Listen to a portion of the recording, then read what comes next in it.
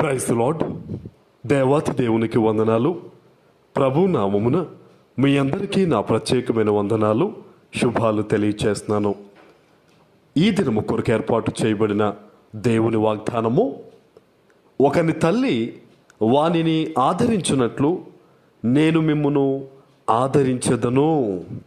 యెషయా గ్రంథము 66వ అధ్యాయము 13వ వచనము. ఈ ఉదయకాల సమయంలో మన సృష్టికర్త అయిన మన తండ్రి అద్భుతమైన వాగ్దానాన్ని మనందరికీ ఇస్తూ ఉన్నారు. హల్లెలూయా. ఒకని తల్లి ఆ బిడ్డను ఏ విధంగా ఆదరిస్తుందండి? తన ప్రాణము పెట్టినంతలాగా ఆదరిస్తుంది.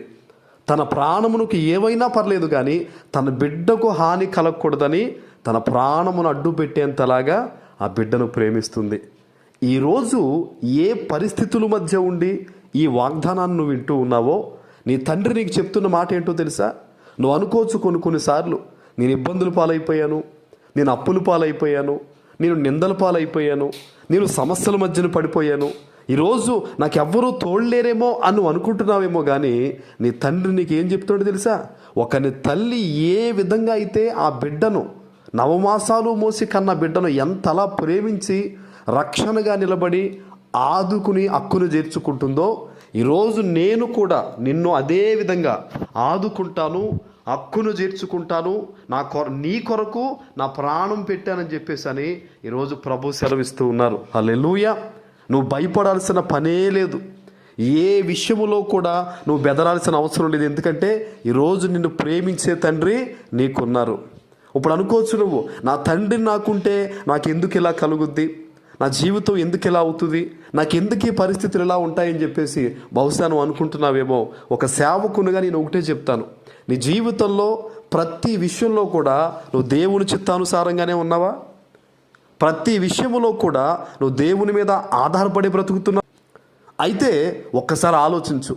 నువ్వు దేవుని చిత్తానుసారంగా బ్రతుకుతున్న బిడ్డవైతే శోధనలు వచ్చినా, ఇబ్బంది వచ్చినా అది నిన్ను పై స్థాయికి తీసుకెళ్ళడానికే దేవుడు అనుమతిస్తారు. లేదు, నువ్వు లోకానుసారంగా జీవించి నీ మీదకు నీయే ఏదైనా ఒక ఇబ్బందిని, శ్రమను తెచ్చుకుంటే గనక నువ్వు పశ్చాత్తాపంతో దేవుని దగ్గరికి మరలా ఈ రోజు వస్తే ఖచ్చితంగా ఏం చేస్తారు? ఆయన నిన్ను ఆదరిస్తానని చెప్పి ఆయన చెప్తూ ఉన్నారు. హల్లెలూయా. అందుకనే దేవుని సన్నిధికి ఎప్పుడూ కూడా మనం పశ్చాత్తాపంతో రావాలి, కృతజ్ఞతతో రావాలి. ఈ రోజుల్లో చాలామంది బిడ్డలు మీరు చూస్తే వారి జీవితంలో పశ్చాత్తాపం లేదు, కృతజ్ఞత లేదు. నామమాత్రపు క్రైస్తవ్యంగా బ్రతుకుతూ ఏదో వాగ్దానం వినాలి, ఏదో ప్రార్థన చేసుకోవాలి, ఏదో దేవుళ్ళే అని అనుకుంటున్నారు తప్ప ఆయన చూచుచున్న దేవుడు కదా, ఆయన మాట్లాడుతున్న దేవుడు కదా, ఆయన నిన్ను పట్టించుకునే దేవుడు కదా అని ఎంతమంది భయభక్తులు కలిగి ఉన్నారండి. దేవుడేమో అనునిత్యము కూడా తన కంటికి రెప్పలా నిన్ను కాపాడుతూ ఉంటే అదేదో నీ శక్తి వల్ల, నీ బలం వల్ల, నీ జ్ఞానం వల్ల నువ్వు బాగుపడ్డాను అనుకోవడం అనేది ఎంతవరకు ధర్మం? అది ఈరోజు నీ ప్రభు నీతో చెప్పే మాట ఇదే.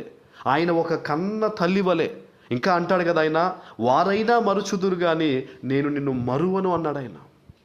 ఈరోజు నీకు అంత గొప్ప వాగ్దానం దేవుడిస్తూ ఉన్నాడు. నువ్వెంత మాత్రమూ కూడా దిగులు చెందాల్సిన పని లేదు.